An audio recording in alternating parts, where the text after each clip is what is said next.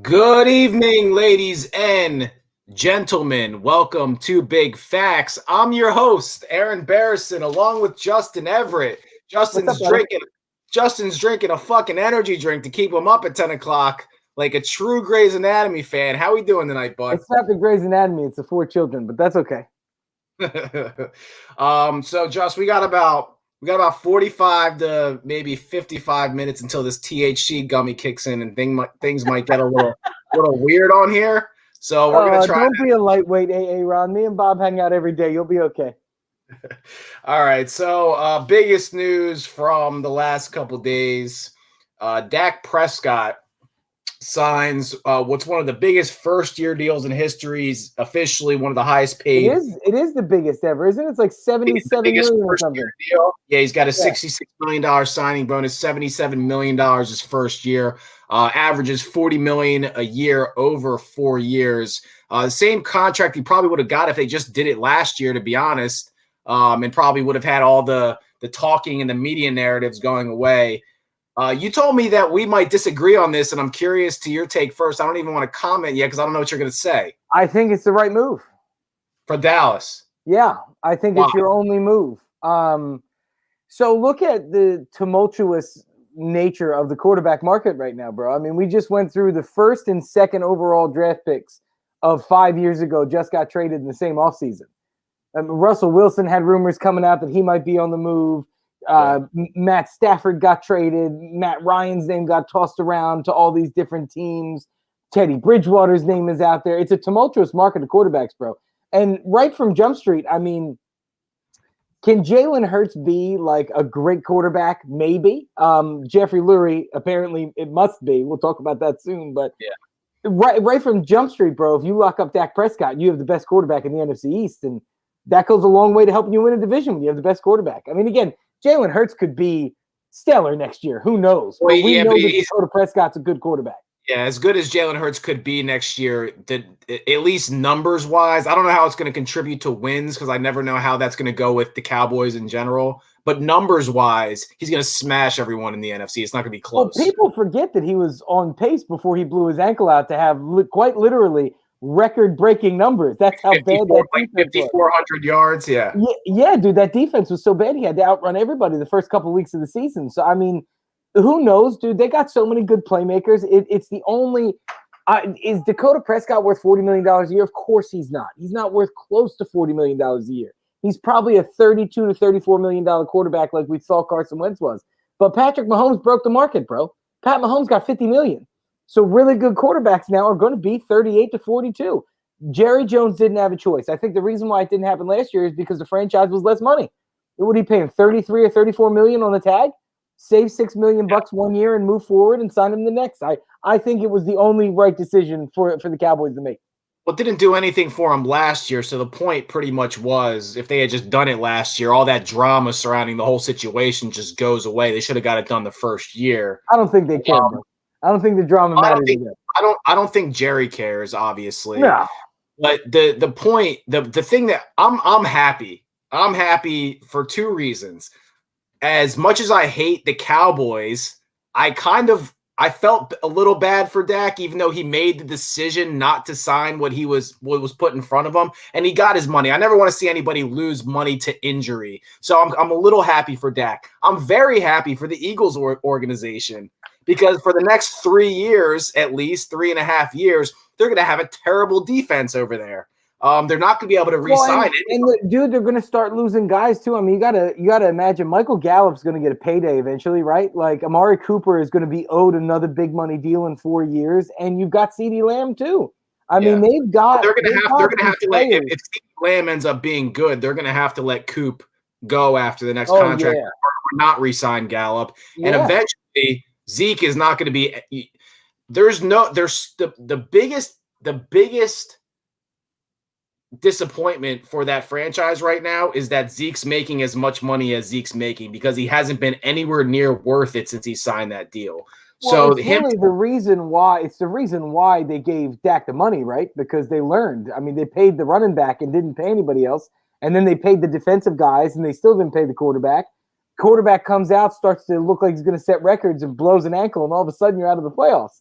I mean, that you had no choice. You had to pay him. You had to. I mean, it's really the only smart decision Jerry Jones has made in the last decade. Yeah, the only thing they really could have done, they had two other options basically, and none of them are guaranteed. One of them would have been okay.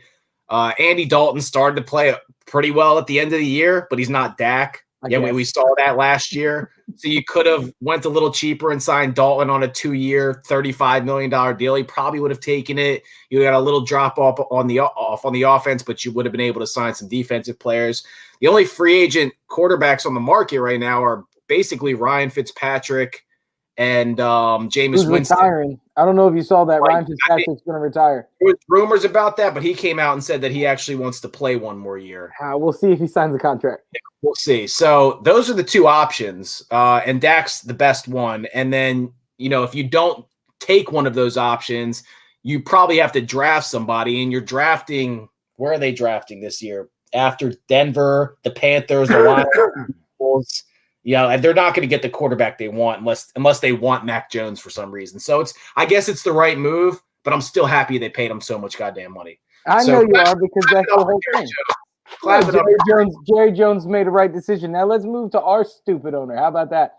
Yeah, let's do that. So, dude, I can't get my head around the idea that all the reports surrounding Philadelphia and the Eagles right now are that Jeffrey Lurie has taken a page out of the Jerry Jones handbook and is now meddling into his front office and his coaching staff and telling them that by no means are they allowed to touch another quarterback this year. This is Jalen Hurts' football team, and we have to see it through. That is the scariest thing I've heard in a long time as an Eagles fan. You know what this reminds me of a little bit? There's certain businesses. Let's take car dealerships, for instance, because we're both. We always go to car dealerships, bro. We've both done it. So there's guys that think they know everything on the floor, and they end up outdating themselves. They don't keep up with the times. They don't keep up with the technology. They want to micromanage everything on the floor. Those dealerships end up a lot of times crashing and burning unless they have a really good GM or manager kind of holding everything together in the middle, which the Eagles don't, because Howie Roseman's in the middle. So it's a disaster in the middle and on the top. Sure. And then there's companies that get super progressive. They adapt to the technology. They start using social media. Jerry Jones and Jeff Lurie have outdated themselves. The NFL game has changed. Offenses have changed. Quarterbacks have changed. So to think that you can take what you were really good at, and let's give them some credit, because in the 2000s, basically through 2015, we had a lot of different quarterback situations, and a lot of them ended up being pretty good. He didn't make a lot of wrong decisions. He brought in the wrong coach one time, but Mike Vick was there. Donovan McNabb was there. We won a lot of games for a lot of years, and then this situation was a disaster. And it's right around the time that guys like Sean McVay and Shanahan start coming in and changing the offenses around and doing different things with quarterbacks and different things with offenses. And all of a sudden, Jeff Lurie's trying to pick out who he wants to play quarterback, and it just seems like he doesn't understand the offense anymore, and he doesn't understand what's going on the football field. And so I see this comparison between that and other industries, and him and Jerry Jones are trying to micromanage, and they've outdated their thought processes. Yeah, I mean, it's never good, right? Like, I mean, it's very rare that you have an owner that is a guy that came up through that sport, which is frustrating because you can't ever trust your owner to make decisions because of that, because they're just the bankroll, right? Howie Roseman is just the attorney who knows how to make numbers fit in the boxes. And he's doing it. And get real quick, he's doing a great job with the cap. We gotta talk. Hey, Ron, listen to me, man. Yes, this year, right? Like he did last year and like he did in 2017. And what has Howie Roseman done since he took over this franchise? He kicks the can down the road. Mm-hmm. He makes today's problem tomorrow's problem, because why take care of today, which you can push off until tomorrow? That is Howie Roseman's. He is, I don't know if you remember All That and Amanda Bynes, the procrastinator when we was kids. That is what he is. He's the procrastinator, bro. He kicks the can down the road as many times as he possibly can. Dude, explain to me in what world it makes sense that Darius Slay is a $22 million cap hit next year. That is unbelievable. That is Jalen Ramsey level cap hit for a guy that's not playing like that. Like Howie Roseman, yes, we've got, I think, $11.5 million, $12 million in cap space right now. That's great. You can sign a guy. But what about next year when you're $110 million over instead of 86 to start? Yeah, that's just how the market was when we had to sign Slay, and we had to get him. And realistically, bro, his cap hit wasn't that big until he restructured this year. I know. But we had a lot of space. What I'm saying is we had a lot of space next year. There's guys that are going to be leaving the team as well. Like we're going to be releasing Alshon Jeffrey. We're going to be releasing Deshaun Jackson. There's moves that are going to be made. They're going to clear it up for this year. It's still going to be a disaster this year. We might get a little bit under the cap to a point where we can sign one free agent that's probably not going to make a difference and just fill out a starting lineup. It's not going to be significant, but we will have some room next year. Rumors that they're going to sign Mailata to a little longer-term contract. I like that move personally. I think he's going to be a really good player, especially in a couple years. So there's things to be done. Do you believe that if they really go all in on the offensive side of the football and make the right moves, that Jalen Hurts, that let's not even put it on Jalen Hurts, to the Eagles with Jalen Hurts making just a couple right moves on the offensive side of the ball, have a chance to bounce back more quickly than we believe? Of course, they're playing the worst division in football. Yeah. I mean, and you don't know what Jalen Hurts is, bro. I mean, this is the thing, right? The reason why I have a problem when people like step out and say that Jalen Hurts isn't the answer, it's not because I think Jalen Hurts is going to be a great quarterback. I don't know.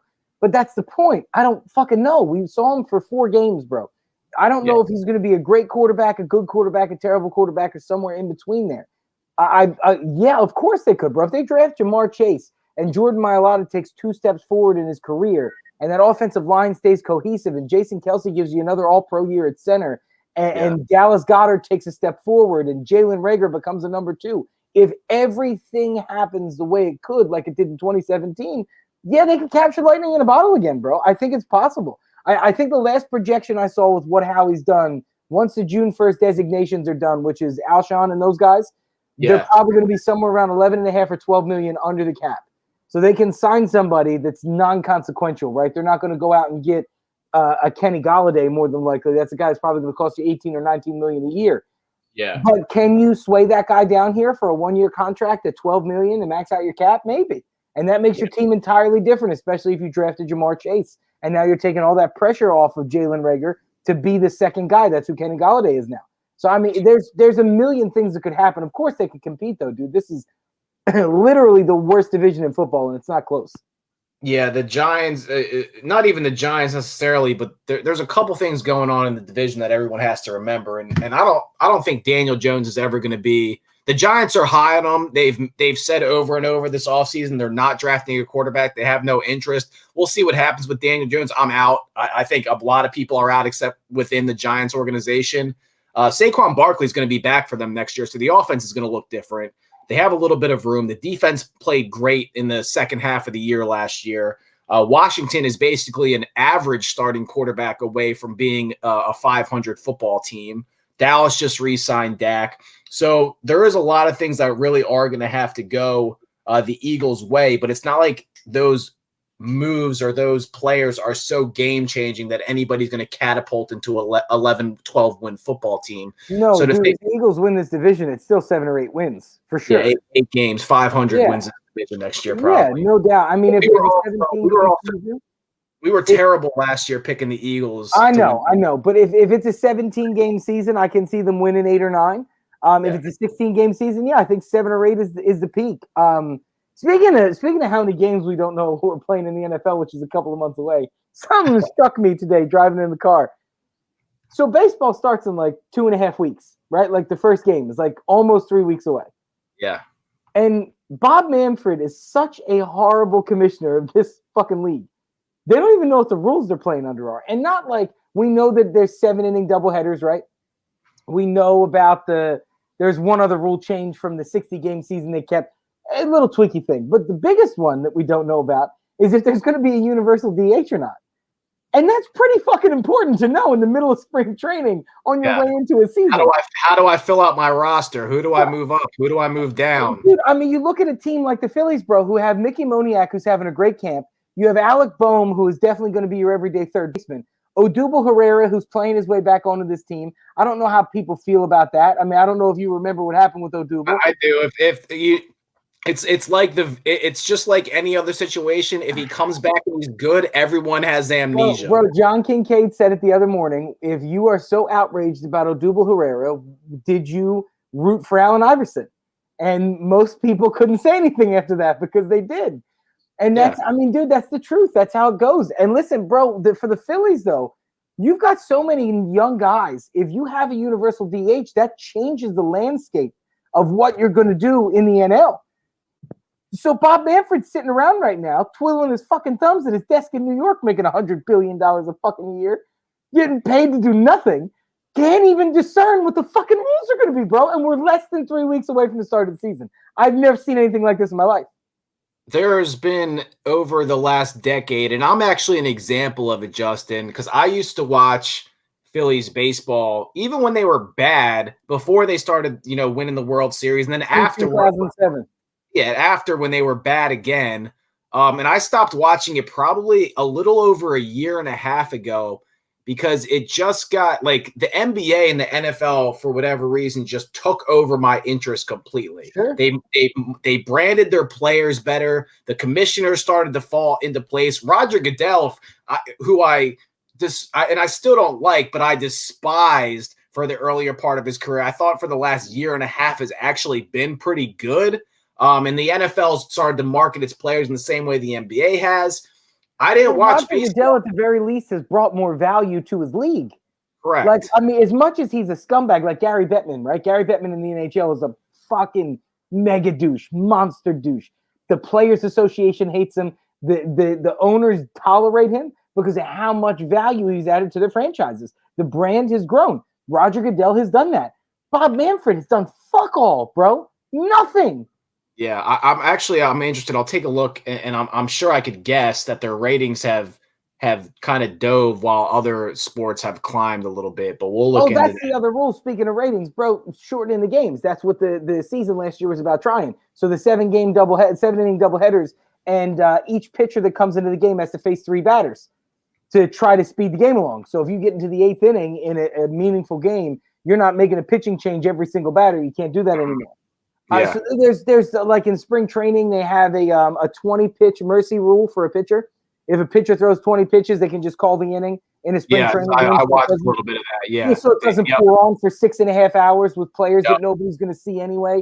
Right. There's small things, but then you accomplish these small little things that make it a little bit more exciting. And then 3 weeks before the fucking season, nobody knows how the game works anymore. They're just realizing that just like in the other leagues, offense sells. Nobody wants to see a 1-0 game. They want to see an 8-6 game. Yep. And people have short attention spans. So when guys are running up and down the court, running up and down the football field, and 1 or 2 plays is changing the whole game, and I'm sitting through a 3.5-hour, 9-inning slow baseball game, people are going to start going into other sports. So I like the idea of all the rule changes. Baseball is one of those sports that everybody's like, don't touch the way we play baseball. We don't never change it. It's got to be the way it was. And they need to get over it. I think the rule changes would definitely elevate the game, elevate the ratings. Let's pivot real quick back to football. And then we'll go into basketball because there was some basketball news that we definitely have to talk about. But let's get back to has your boner subsided yet, or is it still a problem? I got a chub. Okay, all right. Yeah.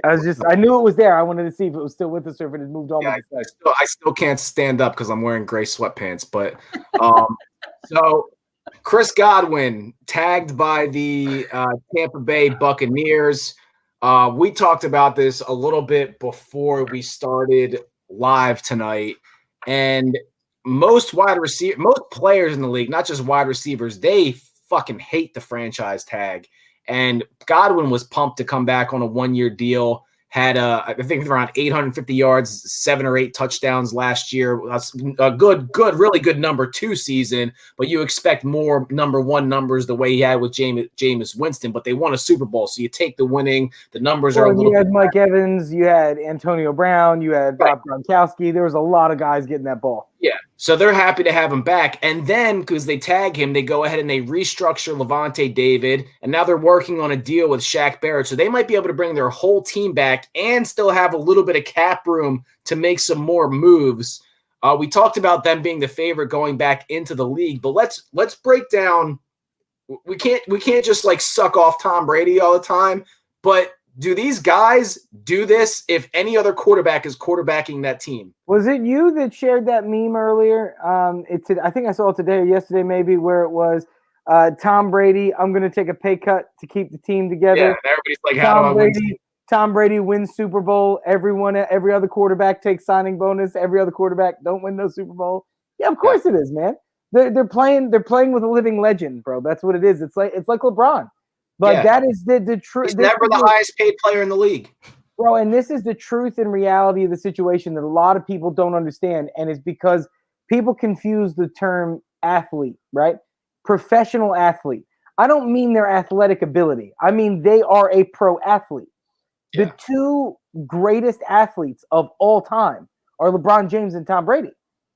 Like, they're a part of an elite club. Joe Montana's in that club. Bill Russell's in that club. Kareem is in that club. But they are the top of that tier of players. They are the one and the two. Now, I get Tom Brady couldn't hold fucking LeBron James' jockstrap athletically, but he is a professional athlete. That's what he does for a living. And that it's LeBron, bro. It's everybody wants to play with a legend. And seriously, like, was Michael, now that we've seen LeBron, right? Now that we've seen Tom Brady, right? We've seen these careers almost all the way through. Right. Is Joe Montana really as good as Tom Brady is now? I don't think he was. No. I think he was the greatest we had at the time. Was Michael as good as LeBron? No. I think he was the most exciting at the time. I don't know that we're going to see another Tom Brady or LeBron James for 10 years, 15 years, 20 years to see the next transcendent type of talent. Like, that is how impressive these guys are, and everybody. They keep trying to build that for us, right? Like, in every couple years, like, oh, this guy's the next this guy's the next this, and nobody ends up actually being it because they end up taking the super max deal by the time it comes. They want to be the number one option. The ego is so inflated that they care more about the pockets and being the star on the team than actually winning football games. And then these two guys come along that are not egoless, because they obviously have big egos. You have to be as good as they are, but they're willing to win over make money because they know how to make it in other ways, and they understand their legacy matters more, right? Do you know what they don't have? What's that? They don't have the Donovan McNabb factor. I don't know. That's what they don't have. That is the difference, isn't it? Like, ego exists, obviously. Tom Brady knows he's the greatest of all time. LeBron gave himself the name King James. People forget that. LeBron called himself king. He anointed himself. He was right, it turns out, but it doesn't mean that it was any less fucking unbecoming when he did it. They know that they're the greatest. Ego exists, but not above all, beyond all, and for all. Kirk Cousins, prime example, right? Kirk Cousins took the first fully guaranteed contract for a quarterback at $84 million. And did what? Nothing. Didn't win. He went and got paid. Now, I will say this. LeBron being in the basketball space where you have like the shoes and the clothing lines and all the shit LeBron gets, basketball is far less important to a basketball player because they make vastly more money outside of the sport. Tom Brady, his wife is also worth about $500 million before she even looks at his money. So, I mean, Tom could take a $15 million pay cut when Kirk might not have been able to. But he could play for free if he wants to win his 20th. Exactly. Like Tom Brady, literally, we could see if Tom Brady's physically capable at 45 years of age, when all this shit that he's going through now is done, 2 years from now, 2 more seasons, 45 years old, Tom Brady can step on a field and not crumble like paper mache. He might take a vet minimum just to do it. Just because he can. Just because he doesn't feel like golfing every day. He only wants to golf twice a week. He'd rather go play football still. That is what Tom can do. And that is not just Tom's football money. Again, his wife is almost a billionaire alone. Yeah. Like, she's got more money than him. Oh. Yeah, she's got money. Another free agent move, and just as Allen Robinson was favoriting a tweet that players hate franchise tags, he gets franchise tagged by the Chicago Bears. Still trapped there, doesn't know who's throwing him the football. It's probably going to be Nick Foles. They might draft a quarterback. Nobody knows what's going on in Chicago. I think this package to trade up to the Eagles pick is legitimate for Zach Wilson if he falls. I'm just letting you know. You think that they want to trade up to get Zach Wilson if he's there, the Bears? I think if he falls to 6, I think the Eagles will listen. I mean, the Eagles have the luxury of picking ahead of the Lions, the Panthers, Denver, and the 49ers if they want to go in another direction, which I don't think they're going to end up doing because it's going to cost them too much. Every team but the 2 worst that need a quarterback, and one of the 2 worst still has a quarterback, guys. Sam Darnold is still a Jet. Yeah. If Sam Darnold is still a Jet come the end of the draft, they did not draft a quarterback. Yeah. Yeah, the only thing that it goes haywire. I really believe, though, the only fear I've got, because Miami has 3-18, Miami might take I just mean a fleecing of a package. 3 first-round picks and 2 second-round picks from somebody 15 to 20 down by where they are to move up. Like San Francisco might give up some to go get Zach Wilson at 3. That's the only fear I have, is that Miami has some wiggle room too.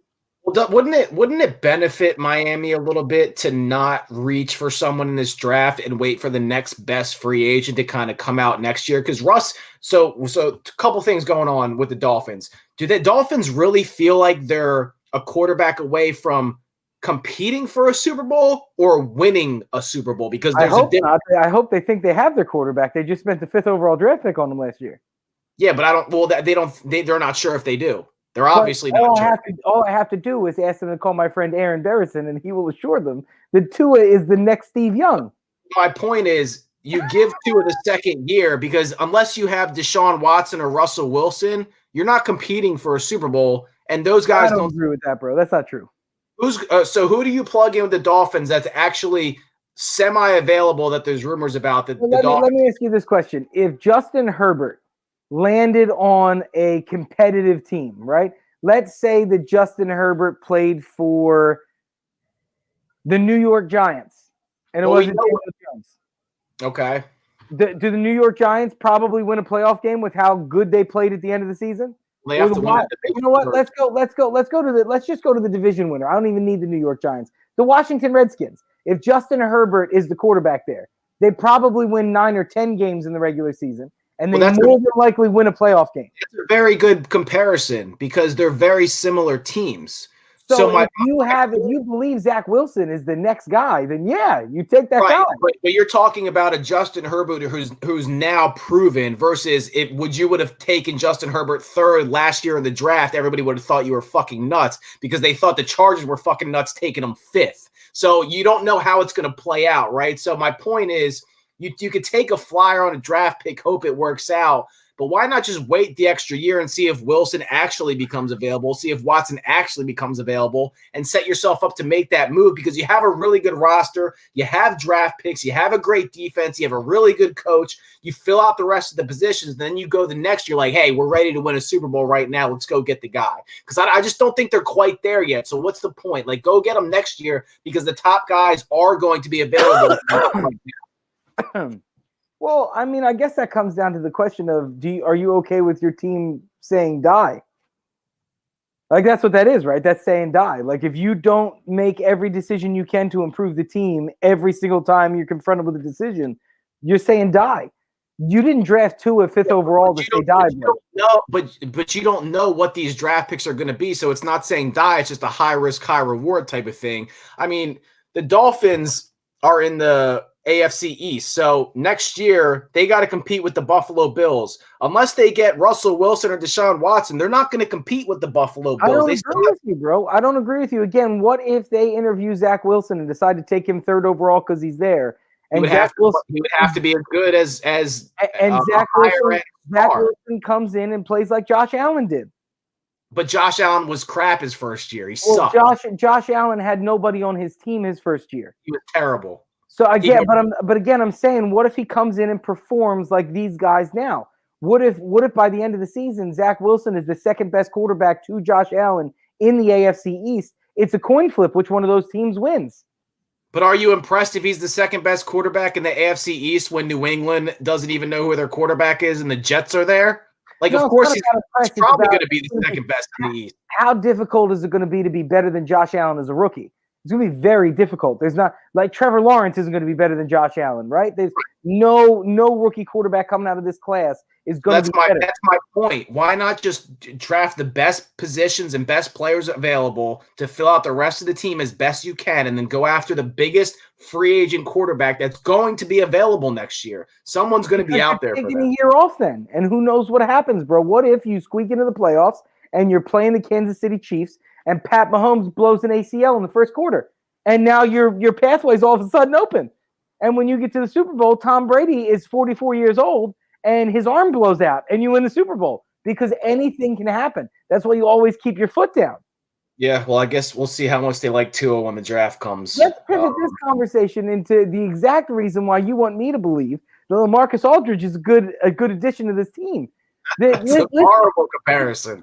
No, it's a great comparison because here's why, right? I said to you in the text message, Carmelo Anthony does what he does so well because he accepted the role, right? When Melo first left New York and he was a bench player, he scored 7 points a game and hated his life. He didn't want to play basketball anymore because he wasn't. He didn't accept his role, yeah.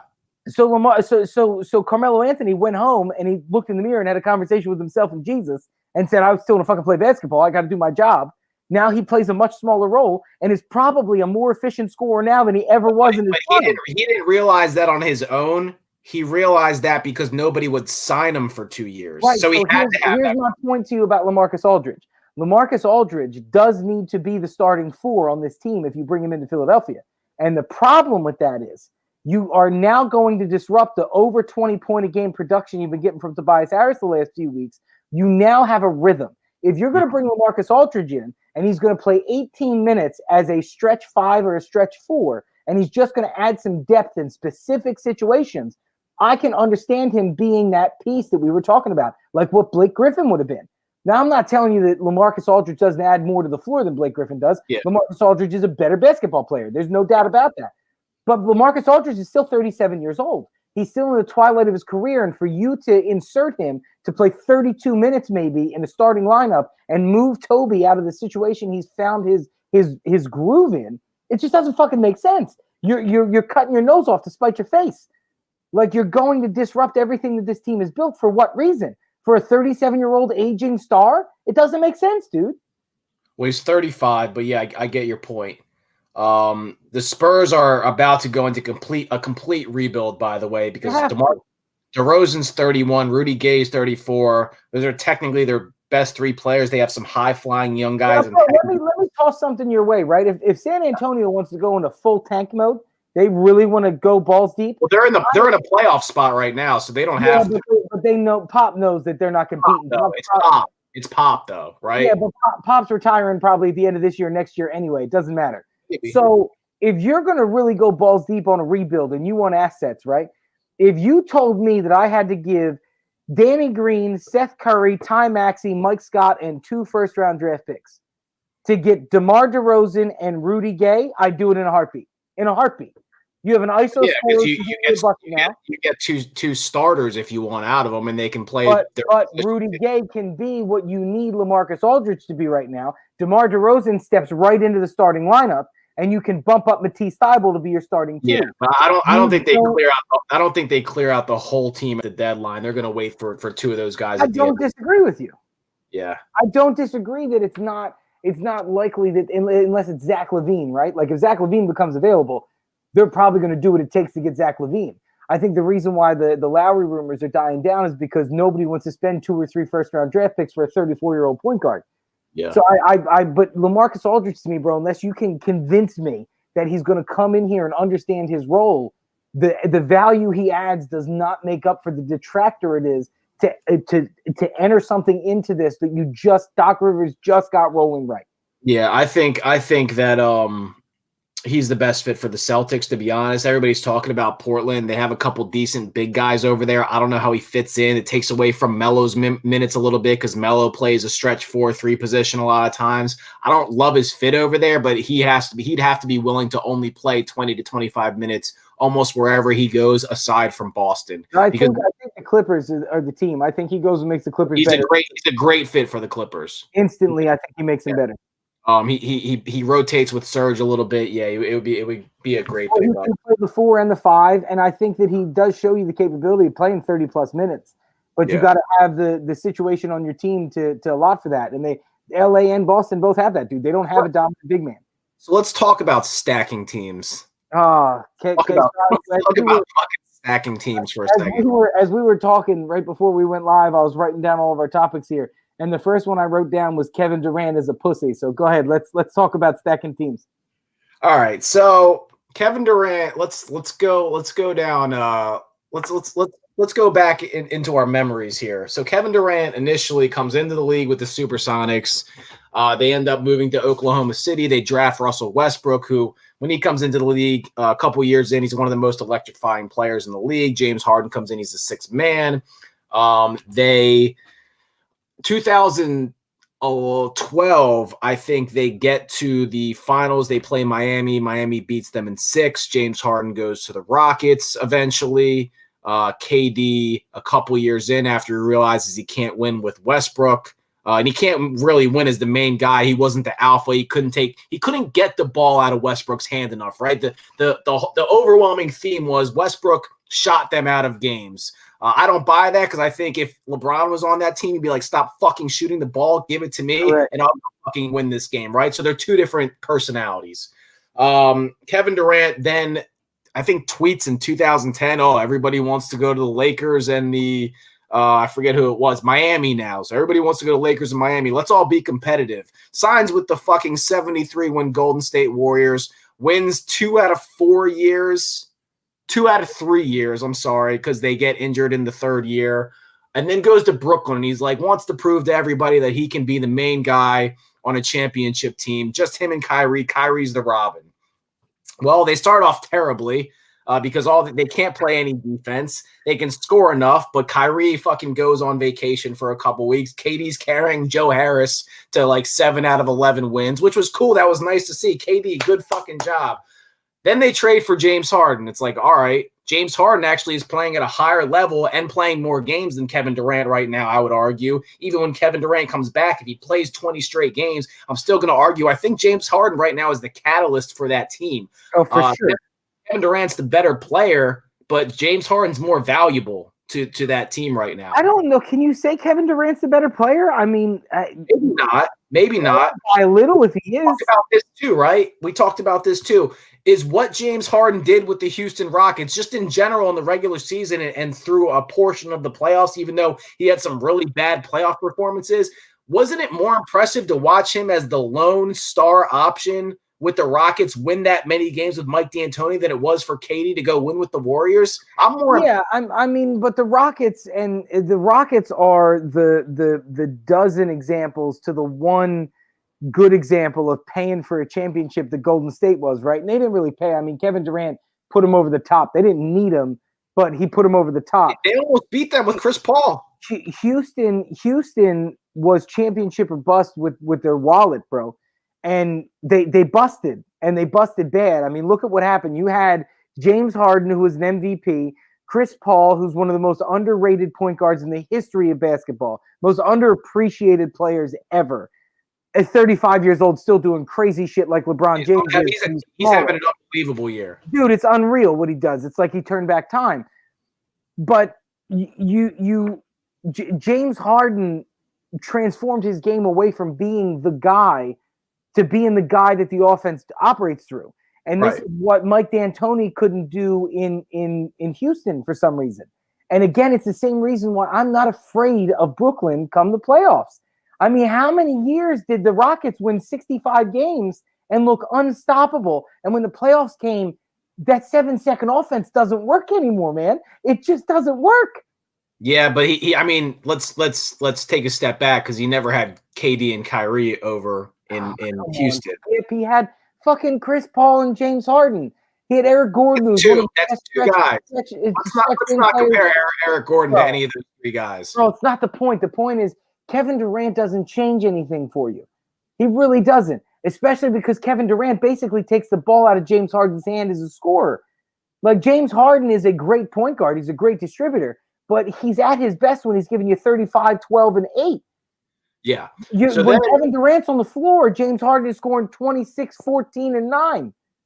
So then not only do they make a trade for James Harden and give up the house, Blake Griffin parts ways with the Pistons. They sign him. And now every rumor in the world is pointing to Andre Drummond signing with the Nets also.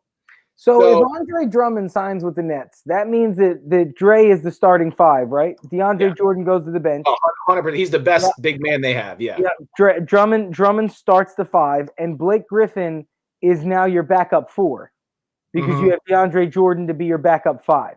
Right. If you don't get Andre Drummond, Blake Griffin is your backup 5. And I just need to say this. For as many minutes that will exist in the inevitable series between the Philadelphia 76ers and the Brooklyn Nets, where Blake Griffin is the 5 playing against Joel Embiid, it's just going to be great basketball. And there's nothing they're going to be able to do. This is the thing that people need to realize. For whatever reason, I think, and genuinely, I hope like 15, I hope we're those old guys that just got the MJ documentary. I hope 25 years from now, we get a fucking Field of Dreams documentary on what changed Joel Embiid from 2020 to 2021. I genuinely believe it's Dwight Howard. Like, I don't know how much I hated Dwight Howard with the Magic. Like, old Dwight Howard, big egotistical Superman cape Dwight Howard. I couldn't fucking stand him. He wanted to be like Shaq, and I hated him. Now, since the Lakers, especially Dwight Howard, like post the Houston Rockets Dwight Howard. Yeah. Dude, this cat is an animal. He's just a fucking freak. Let's take this back to an argument we had for a second, because we had a discussion preseason, I think it was, and you had asked me, who would you rather have in their prime? Dwight, because people forget, because Dwight was so bad for like a 4 or 5 year stretch and then out of the league, that Dwight carried an Orlando Magic team with Jameer Nelson on it to the finals and beat LeBron James in the East. He was he was for a couple years Shaq dominant, until people realized you can't really play like that anymore. He doesn't have a shot. They could play him a little bit differently, and he didn't weigh 350 pounds. He's teaching Joel Embiid not just what he already knows about finesse, but how to be strong inside, because this is the first time I've ever seen Joel Embiid throw elbows and throw his body weight around and then just want to dunk on people. He's never done this before, Justin. I haven't seen it. No doubt. I mean, seen it at all. And dude, I'm telling you, this is why. Look, I don't know how much I've mentioned this to you. I'm pretty sure I've told you this before, but I don't know how much I've mentioned it on the podcast. I fucking hate Spike Eskin. I hate him. I can't fucking. Everybody does. I can't. His dad is fucking discount Dollar General Rupert Murdoch, and he got everything off of Howard Eskin's name, who's also a fucking shit. I hate Spike Eskin, but I was listening to him and fuckface Joe Giglio tonight on my way back from getting Popeyes for dinner for the kids, and Joe Giglio wants to say that it is championship year or bust for the Sixers. You have to get to the championship, or it's a bust year. And Spike's point is you're not close enough, right? You're not LA. You're not Brooklyn with 3 superstars. You're the level right behind them, but you are a Bradley Beal or a Zach LaVine away from being knocking at the door. Don't sell the farm. Do whatever you can this year. Make a couple of moves at the deadline and give Daryl Morey time. And I want to stress that point above all. First of all, it's not championship or bust. We are just now entering the 3 to 4 year prime of Joel Embiid. That's what just started this season. We have 3 or 4 more seasons of this Joel Embiid if his career arc follows that of every other NBA player in the history of time. You cannot afford to go give Ty Maxey, Matisse Thybulle, Furkan Korkmaz, and 7 first-round draft picks for James Harden. It wasn't the right move because you don't know what you need yet. So what I assume is coming is, you remember the Marco Bellinelli, Ersan Ilyasova moves, right? There's a couple of those guys that exist, right? JJ Redick is one of them, whose name has been floated around a little bit, who's got some familiarity in the city. Nemanja Bjelica in Sacramento. There's those exact guys that are cheap and will cost you second-round picks or buyouts and expiring contracts to be able to bring in, and you can try to infuse that way like you did in 16 and 17. You can do that same thing and still have an effect on this team. If it is not amounting in Zach LaVine with a guarantee of the next 5 years of him being a Philadelphia 76er, you can't give up Ty Maxey or Matisse Thybulle. You have too much potential with small additions to really throw. I mean, dude, Brooklyn does not play defense. They don't know how to play defense. So who knows what that series looks like? Brooklyn doesn't play teams like Philadelphia often because there's not a lot of teams like Philly. Doc Rivers relies on the defense. He's a grit and grind head coach. He wants you to make an impact defensively and use momentum to push scoring bursts. That's Doc's system in a nutshell. Yeah. We don't know what that looks like against a team like Brooklyn, who doesn't know how to play defense on the other end. If Ben stays aggressive, bro, you're going to try to tell me Kevin Durant holds Ben Simmons down defensively if he's backing him in? Like, there's so many things that could happen. You cannot afford to blow this fucking thing up for a sexy name. You can't do it. Like, I don't know that Bradley Beal makes us better. Well, and here's another thing. We got to get the Levine and the Beal thing out of our heads for this year, because right now the Bulls are tied with the Raptors for the 8th seed. They're technically the 9 seed because the Raptors have one more win, but the Bulls have one less loss. And the Wizards went on a winning streak right before the break to only put them 2.5 games out. And they like the way Westbrook and Beal are playing together. So those guys aren't going anywhere because those teams are trying to make a playoff push. So you're going to have to fill out the roster with other guys this year to try to see what works and get that year under your belt and go look elsewhere for players, because there's not going to be a marquee trade at the deadline. There's going to be depth acquired at the deadline. And hopefully Justin, if we get one starter at the deadline to be able to replace either Seth Curry or Danny Green in the starting lineup, that's a win for Daryl Morey. Bro, if you tell me that I gave Danny Green and a second-round pick next year for Will Barton, sign me up. Give it to me right now. Yeah, I'm here for it. I'm here for it. He's a guy that's got a hit next year that Denver wants out of. He's, I think, shooting almost 39% from 3 this year, which is his best year ever. He's a good wing defender. He's not elite, but he's good. I think that's a guy that again, takes the Marco Bellinelli role. Come in and take some shots off the bench, be a catch-and-shoot pure shooter for us, and defend when we need you to. I mean, all they really need is they don't need to concentrate on the defensive side of the ball for their depth, because their problem is when their second unit comes in, they're just fucking ice cold sometimes, and they can't score until Joel Embiid comes back in the game or Toby comes off the bench to help them out. So they just need to concentrate on guys that can shoot, guys that can get to the rim, guys that can get foul calls. It doesn't matter how they do it. You can trade a little bit of defense for offense and afford to do it as far as your depth goes. Dude, and I think that the best thing seriously for this team to do is to make small adjustments like that and see what you can work out. Again, the shot's going to fall for Matisse eventually. Like, every player goes through that. I mean, you remember Danny Green, his first couple years, he was an elite defender. He was a good shooter, but he wasn't great. Danny Green didn't come into his own until year 4, 5, and 6 with a shot. I mean, Matisse has good form. They're just not falling. Maxey, bro. Shake Milton exists on this roster right now. And right now, what you want Ty Maxey to be is what Shake already is. Shake is the guy that's supposed to come off the bench and give you fast burst, ISO buckets, and come out and give you some momentum. That's Ty Maxey's game too. So there's so many moving parts that are going to happen, bro, that I don't think anybody's prepared for. I mean, do we know what Shake Milton's value on the trade market is right now? I don't think we can say that. I would guess for a team that needs a sixth man, like that thinks they can win a championship and needs a bench spark, his value's got to be at the very least close to what Lou Williams is. I would have to think. But he's younger. Right. Yeah. I mean, dude, Lou Williams is still a better offensive player, but Shake is younger than him. But like, if you build a package of Shake Milton, let's say again, like for a package of DeMar DeRozan, like I'd let Shake Milton go to bring DeMar DeRozan into the starting lineup, and he's a young piece that I think is that close to enough value for a team like San Antonio. If you're looking player for player, just because they have too many guards, that's the only reason. But that's a team that's trying to get young and see where they are and lose a little bit more so they can draft a little bit higher. Dude, there's so many options this offseason, and I really want to stress, dude, like people have got to give Daryl Morey some patience, bro. Like we're talking some patience, like the trade deadline next year. That is when this team is going to come into full completion, when we're going to know exactly what's going to go on. I mean, if Chicago works out keeping Zach LaVine and he's off the market, you have to move on to Bradley Beal or one of these other guys that become available. You have to start looking elsewhere. So, I mean, patience is key in this process. And look, man, Daryl Morey, for better or worse, this is like Dave Dombrowski with the Phillies. They spend some money and they take some risks, but they win games, bro. Like Daryl Morey wins games. He doesn't win titles. He hasn't done that yet, but he's also never had Ben Simmons and Joel Embiid on the same team.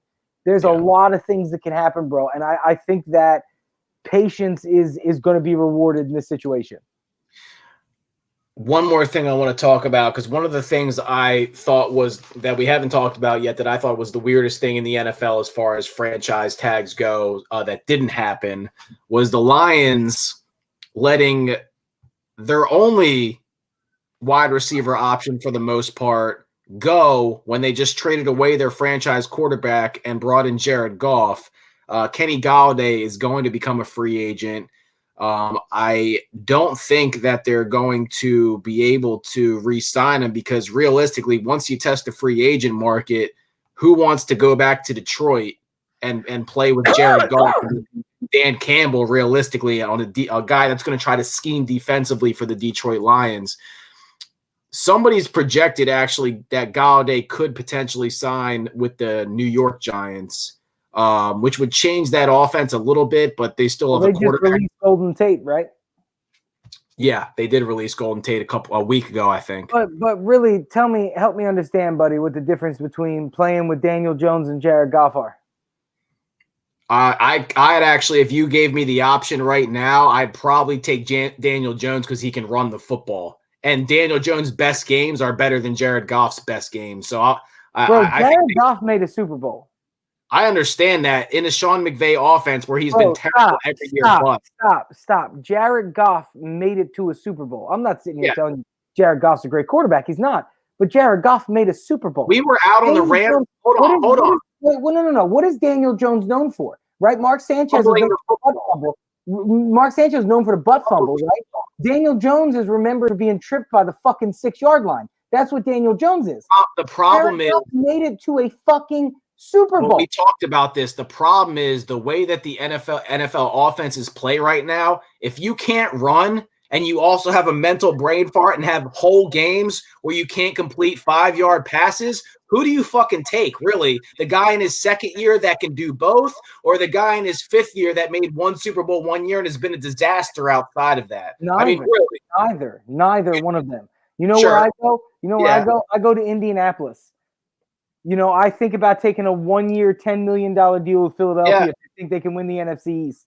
I don't go to New York with Daniel Jones. I don't do it. A lot of people want to go to Indy. I would want to go to everybody wants to do. Frank Reich is the new Bill Belichick.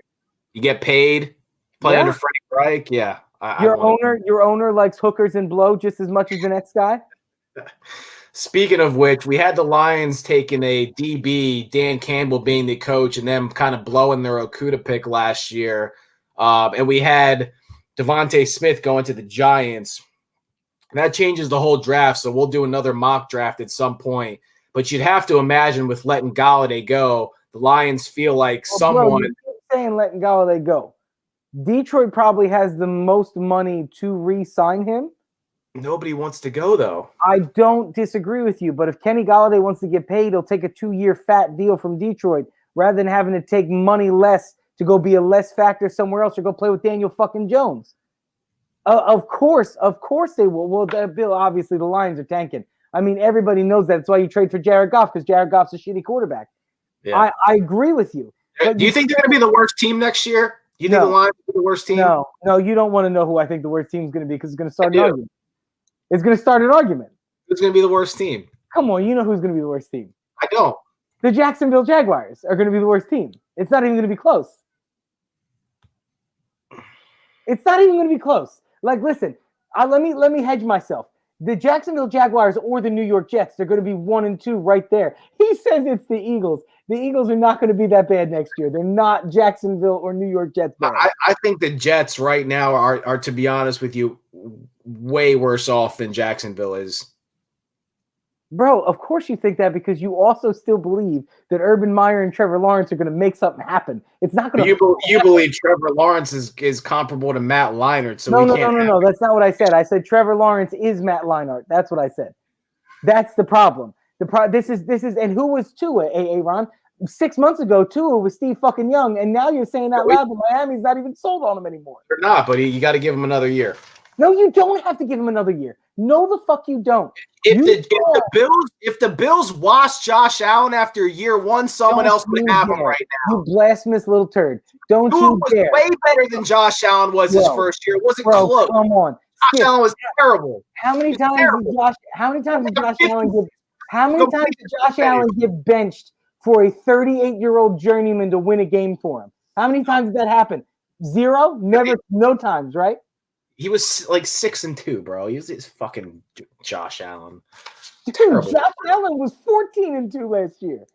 Last year is rookie. We're talking about rookie years. We're not talking second years. Was Josh Allen's Buffalo Bills anywhere close to as good as this Miami Dolphins team? Yeah, they had a great defense and a horrible offense in the same way that they do. They had a pretty good defense. Like Miami's not. The Bills 2 years ago had a phenomenal defense. They were like the 4th-ranked defense when they played. They had no Devontae Parker. They had no offensive line. Was there, bro? No, in Miami, he wasn't in Buffalo. They didn't. Tua had a better situation than Josh Allen did. They were the same team. They were the same. And a better coach. Can we at least agree there? A better coach for the time? Who's the better coach? Well, right now, I don't think we're arguing who's the better coach. I mean, for the time that those coaches had, last year was year 2 for Miami. I still think what they did in Miami without talent was an amazing coaching job the year before. So yeah, I'd tell you Miami has the better coach. So that's what I'm saying to you, bro. Like Tua had it easier and he did worse. So anyway, again, there's no doubt in my mind it's Jacksonville or the New York Jets again. I think we're looking at two or 3 win teams. I don't think they get any better than that. Yeah. Do you really want me to believe that Trevor Lawrence adds 5 wins to the Jacksonville Jaguars? Oh, no, I don't think so. I didn't really believe that Joe Burrow was going to add 5 wins to the Cincinnati Bengals. I was just high on Joe Burrow. He did it, though. You have to remember they beat fucking Pittsburgh in like week 13 with a fucking 3rd-string quarterback, too. So he didn't have. So yeah, I get where you're going. I get where you're going with it. I think Jacksonville can win 4 games next year. I think the Jets are still going to be down at 1 or 2 games. I don't think that Houston is going to be as bad as we think they are if Deshaun Watson stays. Well, he's not going to play. He's already said that. You think he's going to play? Bro, of course. Listen. All right, Rob.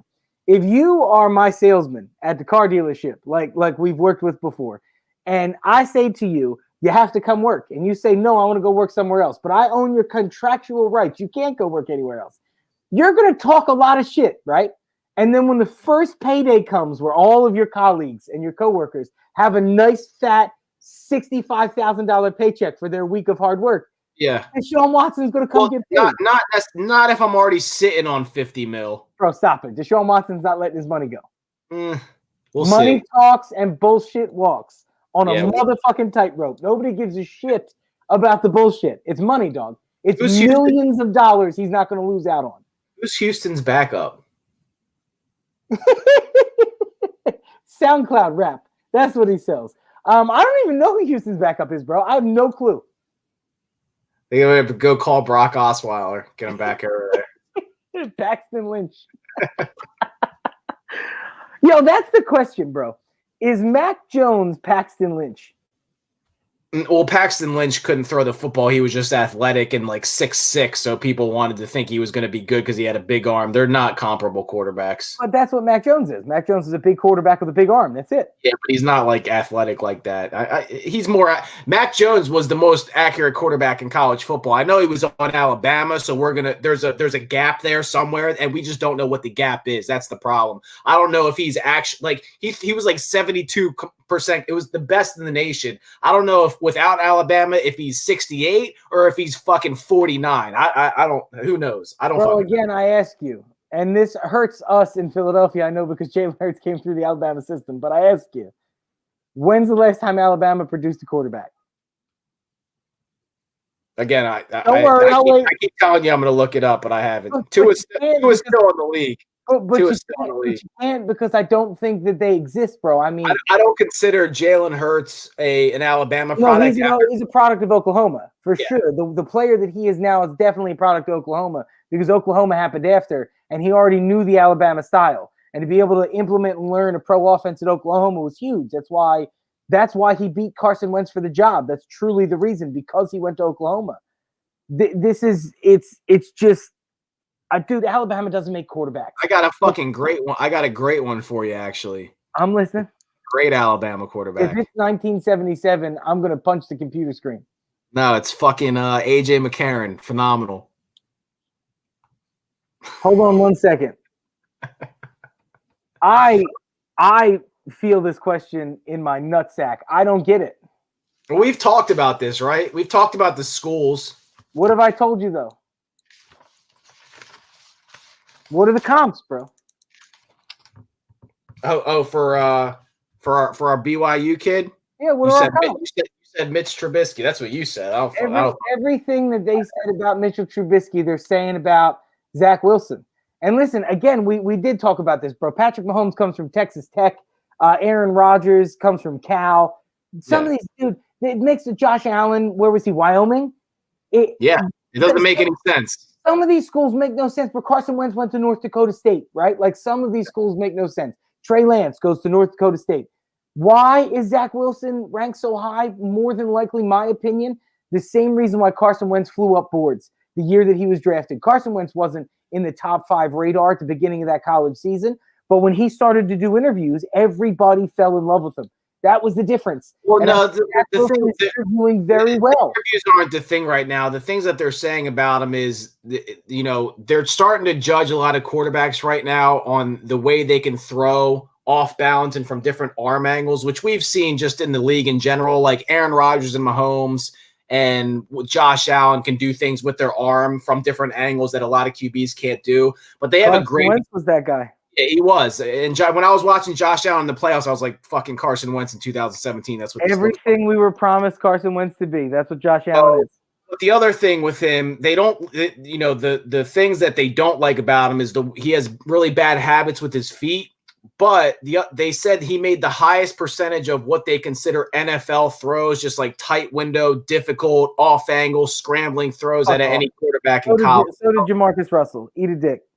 Jamarcus Russell just had a big arm and it was a shit bag. That's all. Jamarcus Russell completed passes, bro. Look again, bro. Right? Like this is my point. That's not a fair comp because Jamarcus Russell couldn't run. It's an absolutely fair comp. It's an absolutely fair comp. Why are we convinced that Jamar Chase is the best receiver in this draft class? Is it because of last season? Because it can't be, because he opted out and didn't play. It's because of what he did with Joe Burrow throwing the football. Do you know what that does to the back of Justin's head? There's a little gremlin motherfucker. Well, it's also because we've seen over and over the same way Alabama produces tackles, LSU produces. It's different though. And Justin Jefferson lucked out into a situation. So you have Justin Jefferson setting rookie receiving records, and Jamar Chase is now coming out. And that little gremlin in the back of your head, maybe Justin Jefferson was the guy, and Jamar Chase might be a little bit overrated. Who knows? He opted out. Who knows what he's like? What's his condition? Jamar Chase is the best receiver in this draft class by far. But Jamar Chase could be a bust, bro. That's how this goes. I'll answer this question just to say that all the fucking OSU quarterbacks that come out do amazing in fucking college and suck when they get to the pros. No, but stop. Justin Fields is a different guy. I agree. I agree, but we've been saying that about the last 2 guys that have come out of the last 3 guys that have come out of there as well. What the fuck? Who's Bateman? Bateman. You talking about the wide receiver? Yeah. Rashad Bateman. He plays for. Didn't I see him with like a 3rd round? He plays for Minnesota. He's actually got. Well, no, there's a lot of mocks. There's a lot of mocks that have him in the late 1st round, but I don't think he's going to go in the late 1st round. I'm sorry, buddy, but Jamar Chase is the best wide receiver in this draft class, and Kyle Pitts is in 2nd place, and he's not even a wide receiver. But back to this question. Of course, you don't trust a North Dakota State quarterback over an Ohio State quarterback. You can't. Now, by a copy and paste, that's difficult, again, because we just talked about the schools don't make any sense anymore. But no, you can't. Justin Fields is a different kind of athlete. He might go 2nd, by the way. We don't talk about it enough. Oh, absolutely. Dude, I told you if Justin Fields was at 6 and I'm the Eagles, I'm taking him. Justin Fields is a different kind of athlete. He has like that Russell Wilson factor. He's just a different type of athlete, bro. That is why you can't trust North Dakota State over OSU in this instance. So based on the tags and the free agent signings that are going to happen over the next couple weeks, we will plan another time to do a second mock draft. Let's do it Sunday. Do you got enough time to do it Sunday? Yeah, we can do it Sunday. We'll do a mock draft. By the way, this extra day, because we initially did Sundays and Wednesdays. We moved I had a kid. I know we moved the Sundays to Tuesdays, and now there was this extra day in between when we usually do it. And I'm gonna tell you, man, I'm anxious about it. The extra gap that's just making me, it's throwing my timing off, and I like my clock is all fucked up, and we gotta work it out. I know it's hard for you to go an extra day without seeing my beautiful mug. Yeah, well, no, it gives me anxiety because I have to see it, and it drives me fucking nuts. I gotta wait an extra day instead of just getting it over and having the rest of my week to enjoy. We'll see you guys on Sunday. Do another mock draft. Talk some Phillies. Talk some basketball. Talk some football. Do you have any more closing thoughts, Justin, or did we cover just about everything? Not really. I just don't stand up before we end the live because none of us need to see your LaMarcus Aldridge boner. It's a chub. We'll see you guys on Sunday. Big Facts, all streaming platforms. Thanks for joining us, and we'll see you guys then.